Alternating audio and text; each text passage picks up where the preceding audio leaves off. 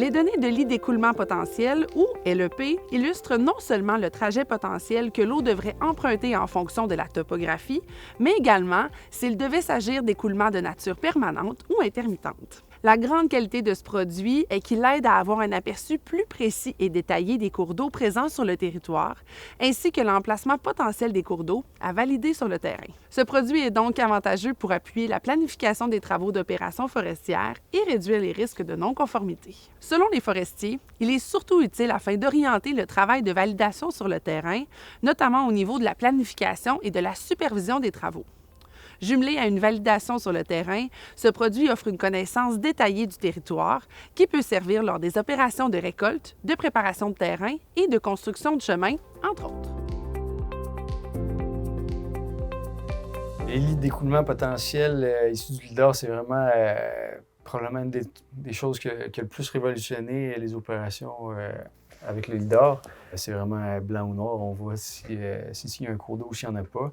Évidemment, c'est toujours un indice, donc on va toujours valider sur le terrain, mais ça fait un gros dégrossissage. Après ça, les contremaîtres savent où aller regarder, où chercher s'il y aurait un écoulement. Puis en général, la précision de l'enlignement est vraiment très bonne, donc c'est vraiment juste de valider s'il y en a un ou il n'y en a pas.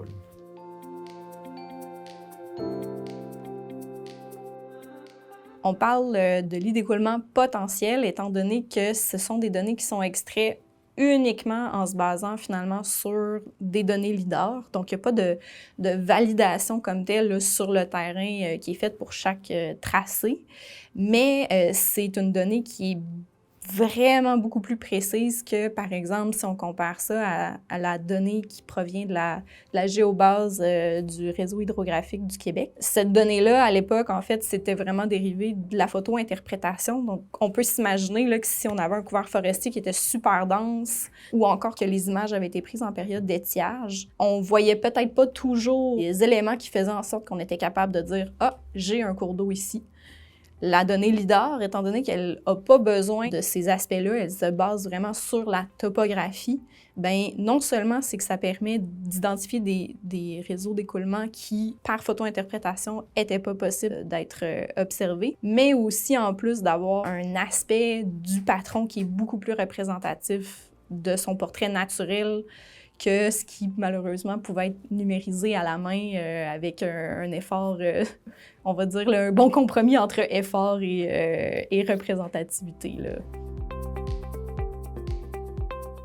Quand la machinerie arrive, on essaie d'avoir quelque chose qui est le plus fidèle à la réalité qu'on a soit pu déduire au bureau, donc à partir des lits d'écoulement, ou valider à partir du travail là, des superviseurs sur le terrain.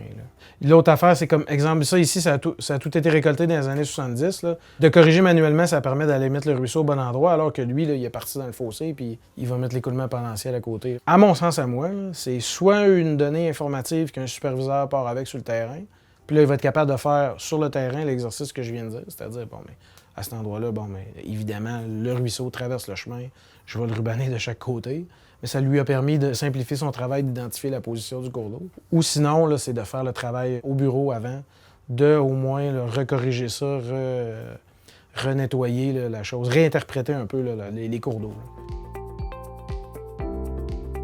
Pour les lits d'écoulement potentiels issus du LIDAR, tous ces écoulements-là sont classés avec des codes. Puis ça permet aussi déjà de donner un intérêt à savoir quelle importance d'écoulement on va avoir à faire. Puis dans certains secteurs, on peut aussi savoir, par exemple, quand on travaille en Gaspésie, c'est des sols qui se drainent très facilement. Avec des codes d'écoulement assez faibles, là, comme 1 par exemple, c'est rare qu'un écoulement soit présent. Alors que sur la côte nord, en l'occurrence, des codes à partir de 2, souvent l'écoulement est présent.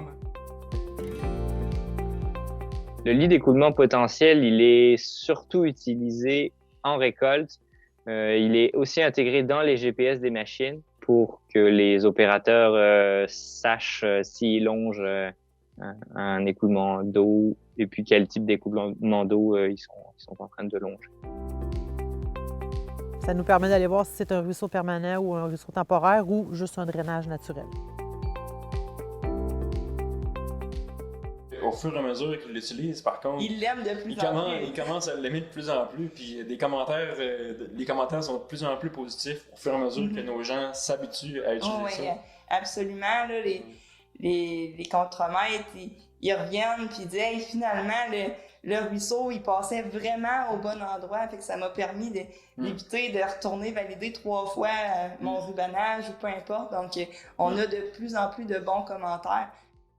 C'est ça qui l'enlignait pour son rubanage. Puis ensuite, son rubanage, par exemple, des cours d'eau à protéger, était capable de les mettre dans les tablettes des machines. Puis là, les opérateurs y avaient accès aux cours d'eau qui ont été validés, dans le fond. C'est pas le lit d'écoulement potentiel du LIDAR directement, mais c'est comme une validation terrain. Puis ensuite, ça leur est fourni.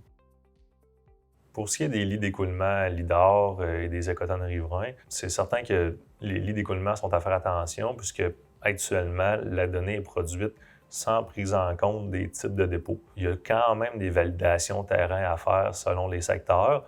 Si je me trouve en Mauricie, sur le bord du Saint-Maurice, avec des bancs de gravier, de sable à perte de vue, parfois le modèle va générer des cours d'eau permanents alors qu'il n'y a même pas de cours d'eau. Pour la personne qui fait les calculs de bassin versant, pour les calculs de débit, pour le dimensionnement de ponceau, c'est un énorme plus parce qu'on a notre cours d'eau qui est déjà tracé quasiment automatiquement, alors qu'avant, on devait retracer ça là, manuellement. Je ne dis pas que c'était improvisé, mais c'était pas aussi précis que ce qu'on a là. Les cours d'eau n'étaient pas aussi précis en fonction de ce qu'on avait à l'écran, si on peut dire, puis même ça se faisait manuellement avant.